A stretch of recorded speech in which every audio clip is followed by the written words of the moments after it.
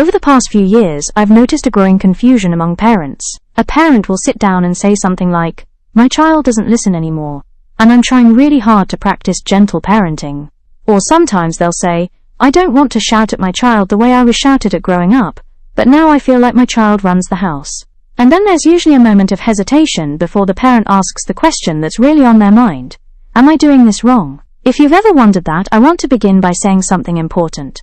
You're not alone. Many parents today are trying very consciously to raise children differently. They want to move away from fear-based discipline. They want their children to feel safe, respected, and emotionally understood.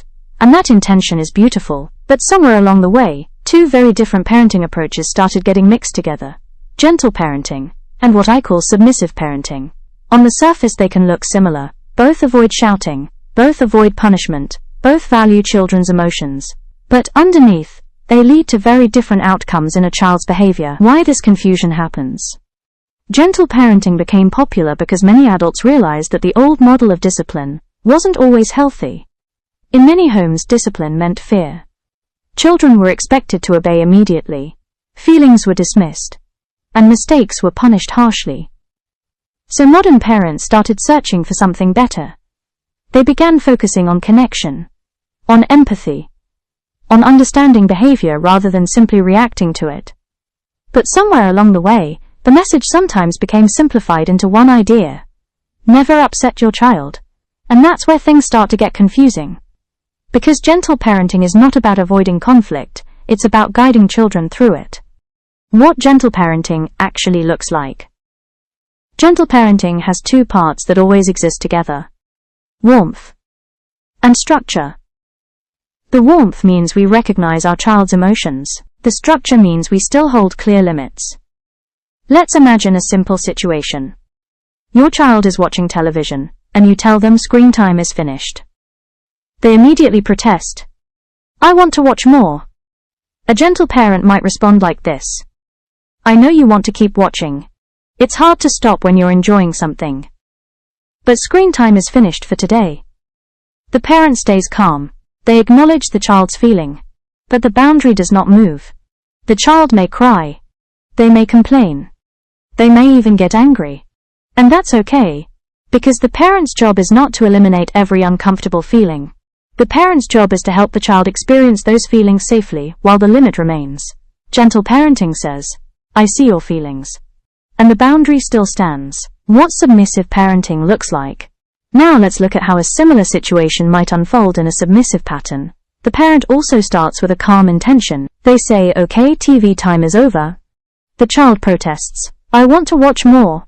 The parent feels uncomfortable with the upset. So they say, "Okay, 5 more minutes." 5 minutes later, the child protests again. "Just this episode." And eventually the parent gives in. Now this doesn't happen because the parent is weak. It usually happens because the parent cares deeply about their child's feelings. They want to avoid distress. They want to keep the peace. But children learn something very quickly from repeated experiences.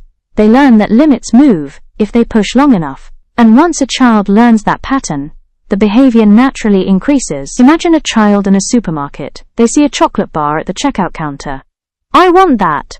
A gentle parent might kneel down and say, "I know that chocolate looks really good. It's hard to see something you want and not get it. But we're not buying sweets today." The child might cry. They might feel frustrated. But the parent stays calm and keeps the boundary. The child learns two important things at the same time. My feelings are allowed, but the limit is real. Now imagine the same moment in a submissive pattern. The parent initially says no, but the child cries louder. People are watching. The parent feels pressure. Finally the parent says, "Okay, just this once." From the child's perspective, the lesson becomes, if I push hard enough, the rule changes. How children experience the difference. For adults, more freedom can feel like kindness. But for children, unlimited freedom can feel confusing. Children are still developing their self-control. Their brains are still learning how to manage impulses. So they borrow regulation from the adult. When boundaries are calm and consistent, children actually feel safer. They may protest the rule, but they also relax because someone else is holding the structure. In submissive parenting, the child slowly becomes responsible for the limit. And that's a lot of responsibility for a developing brain. This is when we start seeing behaviors like frequent negotiation. difficulty accepting no, emotional escalation when limits appear, constant testing of boundaries, not because the child is manipulative, but because the structure around them is unclear. Gentle parenting says, I understand your feelings, and the boundary stays. Submissive parenting says, I understand your feelings, so the boundary changes. One teaches emotional safety, the other teaches that emotions control the environment. And children quickly learn which system they are living in. What children actually need. Children need two things at the same time: connection and containment. They need to feel seen and understood. But they also need to feel guided. Connection without boundaries can create anxiety. Boundaries without connection can create fear.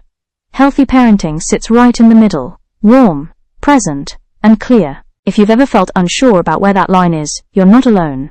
Parenting today is very different from how many of us were raised. We are trying to raise children who feel emotionally safe, while still learning responsibility and self-regulation. And that balance takes practice.